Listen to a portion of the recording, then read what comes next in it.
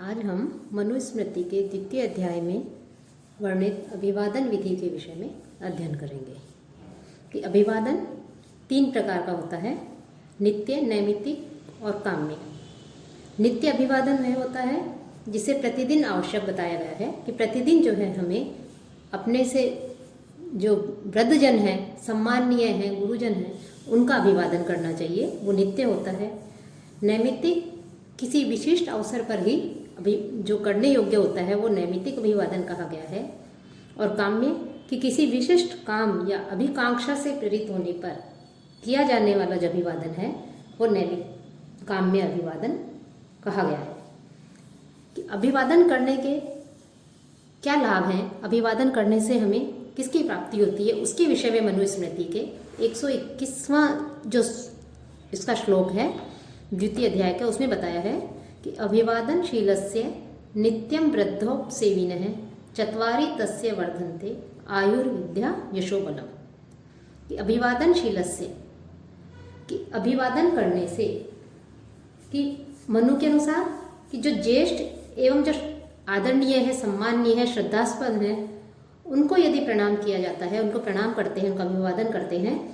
तो वह व्यक्ति दीर्घ आयु, ज्ञान एवं शक्ति को प्राप्त करता है। तो कह रहे हैं नित्यम अभिवादनशीलस्य कि जिसका स्वभाव ही प्रणाम करने का है, नित्य जो अभिवादन करता है, वृद्धोपसेविन है, जो वृद्धजन है, चाहे वो ज्ञान वृद्ध हो, वयोवृद्ध हो, उन लोगों की सेवा करते हैं, तस्य उस व्यक्ति की आयु, विद्या, यश है, बलम कि आयु, विद्या, यश और बल, इन चारों की चत्वारी वर्धनते, इन चारों में वृद्धि होती है, इन चारों शक्तियों को प्राप्त करता है। अर्थात अपने से जो ज्येष्ठ लोग हैं, गुरुजन हैं, सम्माननीय हैं, आदरणीय हैं, उनकी प्रतिदिन नित्य ही उनका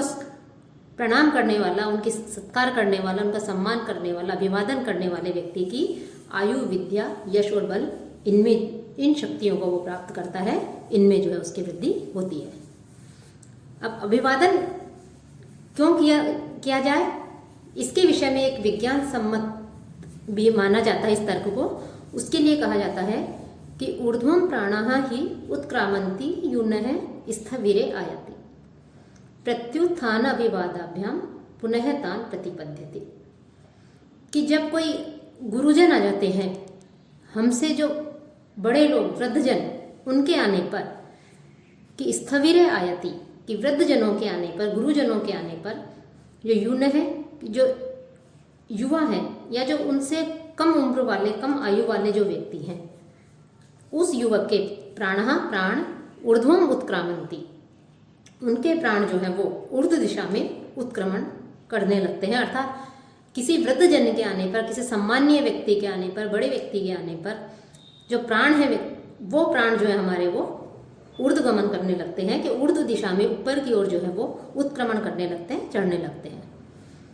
और प्रत्युत्थान अभिवादाभ्याम, और प्रत्युत्थान और अभिवादन के द्वारा कि हम उठ करके जब उनका अभिवादन करते हैं, उनका सम्मान करते हैं, उनके चरण स्पर्श करते हैं, प्रणाम करते हैं, तो उस अभिवादन के द्वारा तान उन प्राणों को पुनः प्रतिपद्यते, वापस उनको फिर जो है पूर्व की स्थिति में लाया जा सकता है। अर्थात वापस जो है वो प्राणवान होता है कि प्राण जो है वापस अपने पूर्व स्थान पर आ जाते हैं। कि अभिवादन का विशेष रूप से प्रणाम का कि वयोवृद्ध और ज्ञान वृद्ध को जो प्रणाम करने के लिए कहा गया है, उसके पीछे यही तर्क जो है दिया जा सकता है, विज्ञान सम्मत भी है कि प्रायः कोई गुरुजन के आने पर जो युवा जो लोग हैं, युवक जो हैं, उन लोगों के जो प्राण हैं वो ऊर्ध्व दिशा में जब उत्क्रमण करने लगते हैं, और जैसे ही वो उठ करके उनका चरण स्पर्श करेंगे, उनको प्रणाम करेंगे, अभिवादन करेंगे, तो वापस जो है वो प्राण अपने स्थान पर आ जाते हैं। तो इस प्रकार से इस कारण जो है अभिवादन करने के लिए कहा गया है, और इसके लाभ भी फिर बताए गए। अब जो अभिवादन करने के लिए कहा गया है उसकी क्या विधि है, उसके लिए कहते हैं कि ब्राह्मण जो है वो जब अभिवादन करे, किसी का नमस्कार करे, तो उस नमस्कार के पीछे जिसका वो अभिवादन कर रहा है, प्रणाम कर रहा है, उसको प्रणाम करता हुआ कि अमुक नाम मैं हूँ, इस प्रकार से अपने नाम को वो बताए। कि जो ब्राह्मण वर्ण वर्ण है वो अपने से बड़ों को, अपने से जो गुरुजन है, वृद्धजन है, उनको जब प्रणाम करे, उनका अभिवादन करे, तो उस समय जो युवा ब्राह्मण है उसे अभिवादन के समय अमुक नाम वाला मैं, असौ नामो अहम अस्मि इति, इस प्रकार से जो है अपने नाम का उच्चारण करे। और यदि कोई नाम के उच्चारण के पूर्व जो नमस्कार है उसको नहीं जानते हैं, तो उनसे जो है मैं नमस्कार करता हूँ, इस प्रकार से जो है वो उनका अभिवादन करे, सत्कार करे, उनका सम्मान करे। तो इस प्रकार से जो है उन्हें सम्मान करने के लिए कहा गया है। साथ ही सम्मान करते समय, अभिवादन करते समय नमस्कार में अपने नाम के अंत में भो शब्द कहने के लिए इसमें कहा गया है कि भो इस संबोधन का जो है वो उच्चारण करे जब वो अभिवादन करे कि भो शब्दम कीर्तयेत अन्ते स्वस्य नाम्नो अभिवादने नामनाम स्वरूप भावो ही भो भाव ऋषि भी स्मृत है। कि अपने अभिवादन करते समय, अभिवादन में अपने नाम के अंत में भो शब्द का उच्चारण करे। क्यों करे? क्योंकि जो ऋषि हैं उन ऋषियों ने भो को नामों का स्वरूप होना बताया है, कि ऋषियों ने जो भो शब्द है उसको नामों का स्वरूप बताया है, इसलिए भो शब्द का जो है उच्चारण करने के लिए कहा गया है कि भो शब्द को नाम का स्वरूप है, इसलिए जब भी उच्चारण करें, अभिवादन करें, तो अभिवादन के समय अपने नाम के अंत में कि अभिवादये अमुक नामो अहम भो, इस प्रकार से जो है भो का उच्चारण जो है वो अंत में करें। और जब किसी का अभिवादन किया जाए तो अभिवादन का जो प्रत्याभिवादन होता है उसके लिए भी इसमें कहा गया है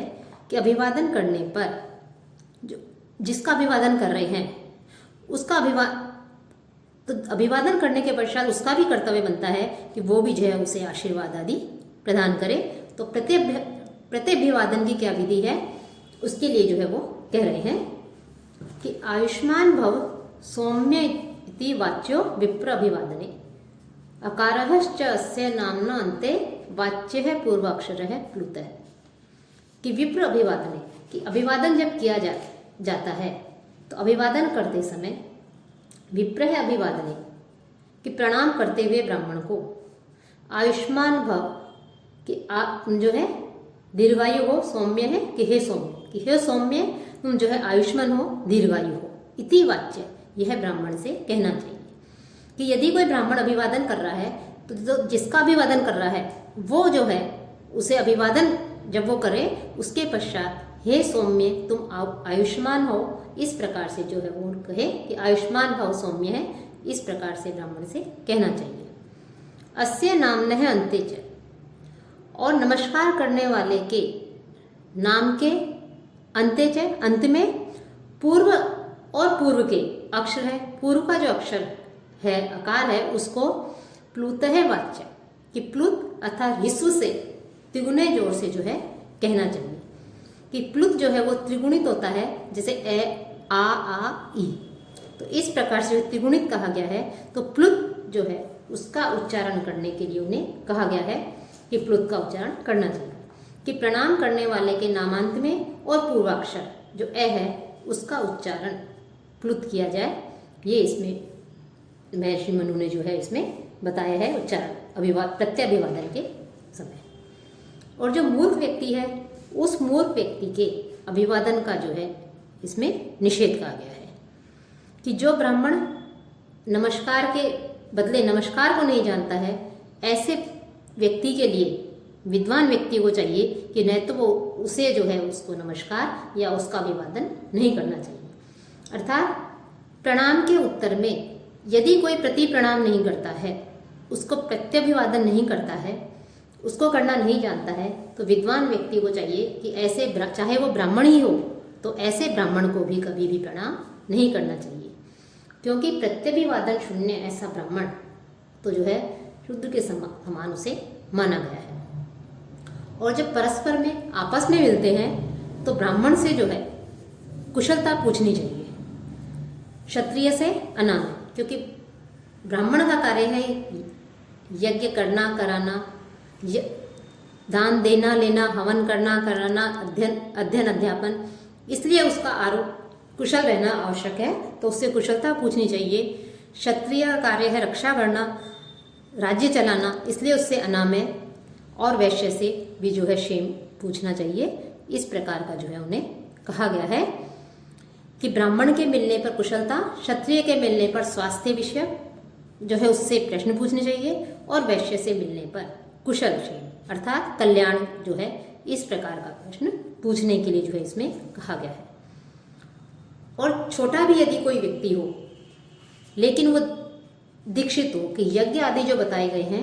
उन यज्ञ आदियों में दीक्षित हो, यज्ञ में दीक्षित व्यक्ति को यदि अपने से अवस्था में छोटा है लेकिन फिर भी उसे नाम लेकर नहीं पुकारना चाहिए। छोटा है लेकिन फिर भी, लेकिन क्योंकि वो दीक्षित है, तो ऐसे व्यक्ति को भो अथवा भगवान कहकर ही जो है उसका उच्चारण करना चाहिए। और पर स्त्री के नामोच्चारण का यहाँ पर निषेध किया गया है कि उनका जो है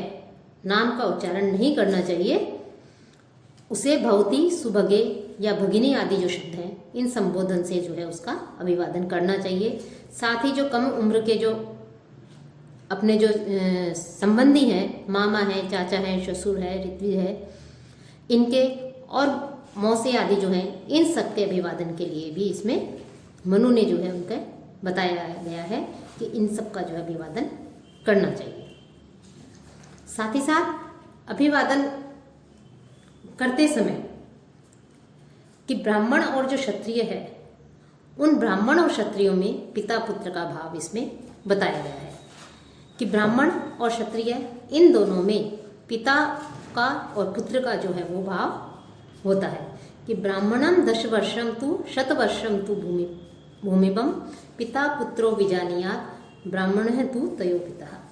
कि 10 वर्ष की अवस्था वाला जो ब्राह्मण बालक है वो और 100 वर्ष की अवस्था वाला जो क्षत्रिय है उसको पिता पुत्र के समान समझना चाहिए। कि यहाँ पर जो ब्राह्मण है उस ब्राह्मण को पितृस्थानीय माना गया है कि 10 वर्ष के ब्राह्मण को भी और 100 साल की अवस्था वाले पिता को पिता पुत्र माना है। इन दोनों में जो ब्राह्मण है उस ब्राह्मण को पिता का पद दिया गया है, वो पितृस्थानीय है। और अभिवादन के समय भी जो है किसको अधिक महत्व देना चाहिए कि उसमें वित्तम बंधु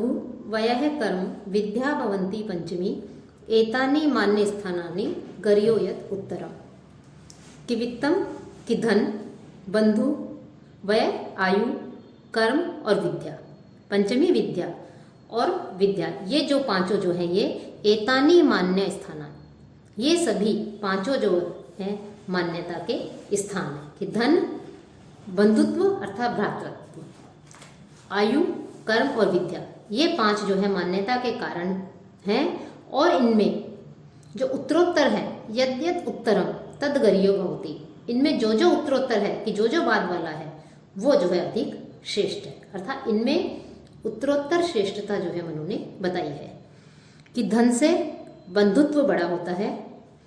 और जो बंधुत्व है उससे आयु, उम्र अधिक श्रेष्ठ है, उम्र से अधिक श्रेष्ठ कर्म है, अर्थात उम्र से कर्म अधिक महत्वपूर्ण माने गए हैं। और कर्म से भी ज्ञान को अधिक महत्व देना चाहिए कि कर्म से भी विद्या जो है सर्वश्रेष्ठ है, विद्या गरीयसी है। तो इस प्रकार से विद्या जो है उस विद्या को सबसे अधिक महत्व जो है इसमें मनु ने दिया है। और इनमें जहाँ तक सम्मान करने की बात है, उस सम्मान करने में जो तीनों वर्ण हैं उन तीनों वर्णों में जिस वर्ण के व्यक्ति में जो ये वित्तादि गुण बताए गए हैं, इन गुणों में जो सर्वाधिक गुण होते हैं कि जिसके पास वित्त भी है, बंधुजन भी है, उम्र में भी वृद्ध है, वयोवृद्ध है, कर्म भी सत्कर्म करने वाले हैं और विद्यावान भी है, गुणवान भी है, तो वह सबसे अधिक सम्मान करने योग्य है। और जिसने 90 वर्ष की आयु पार कर ली है ऐसे शूद्र के लिए भी सम्मान देने के लिए कहा गया है कि वो भी जो है सम्मान का अधिकारी है। साथ ही सम्मान के अधिकारी बताए हैं इनको, तो जो सम्मानीय होते हैं उन सम्मानीय लोगों को भी यदि हमारे मार्ग में यदि सम्मानीय लोग आ जाएं, अभिवादन के योग्य जो लोग आ जाएं, तो उन लोगों में से किसको रास्ता देना चाहिए, अर्थात सम्मान पूर्वक उनको मार्ग दे देना चाहिए। किसको मार्ग जो है, हम मार्ग में जा रहे हैं और रास्ते में यदि कुछ व्यक्ति दिखाई दें तो उसमें से किसको सर्वप्रथम मार्ग देने के लिए कहा गया है कि उनको जो है मार्ग देना चाहिए। कि चक्रिणो दशमे स्तस्य रोगिणः भारिणः स्त्रियः स्नातकस्य च राज्ञश्च पंथा देयो वरस्य च। कि चक्रिण है, कि जो चक्रिण है अर्थात जो रथ आदि की सवारी पर आरूढ़ व्यक्ति है। चक्रिण है कि रथ आदि कोई यान है, उस यान पर सवार कोई व्यक्ति है तो ऐसे व्यक्ति को मार दे देना चाहिए। साथ ही साथ दशमे स्थस्य कि जो 90 वर्ष से अधिक अवस्था वाला है अर्थात वृद्ध है, तो ऐसे अधिक अवस्था वाले को, अति वृद्ध को, रोगिण है रोगी को, भारिण है जिसने अपने ऊपर भार लाद रखा है, भार को वहन कर रहा है, भार ढोने वाला है, ऐसे को, स्त्री को और जो स्नातक है उसको, और जो राजा है उस राजा को। साथ ही साथ वरस्य च, और यदि रास्ते में कोई वर दिख जाए, दूल्हा आ रहा है, कोई वर आ रहा है तो उसको जो है पंथा दे, उसको जो है मार्ग दे देना चाहिए। कि यहाँ स्नातक अर्थात जिसका समावर्तन संस्कार हो चुका है उसे स्नातक कहा गया है। तो इस प्रकार से इन सभी को यदि हमारे मार्ग में रास्ते में आ रहे हैं तो हमें एक तरफ होकर के इनको जो है पहले मार्ग दे देना चाहिए। और इन सब में भी जो स्नातक है उस स्नातक को सर्व से अधिक श्रेष्ठ माना गया है। कि यदि ये सभी लोग एक साथ मान लो कहीं मिल जाते हैं तो इन सब में भी जो स्नातक है उसको श्रेष्ठ माना गया है, उसको अधिक सम्मान के योग्य माना गया है, उसको सबसे पहले जो है मार्ग देना चाहिए। कि तेषाम तु संवेतानाम मान्यो स्नातक पार्थिवो राज स्नातकयोश्च स्नातको नृपमान भाग। कि संवेतानाम तेषाम तु, कि उपयुक्त जो सारे जन है अर्थात चक्री है, सवारी में बैठा हुआ, यान में बैठा हुआ कोई व्यक्ति है, 90 वर्ष से अधिक आयु वाला कोई व्यक्ति है, रोगी है, भार ढोने वाला कोई है, स्त्री है, स्नातक है, राजा है, वर, ये लोग यदि सभी एक साथ इकट्ठे हो जाएं, एक साथ यदि एकत्र हों तो उनमें भी जो है स्नातक पार्थिवो,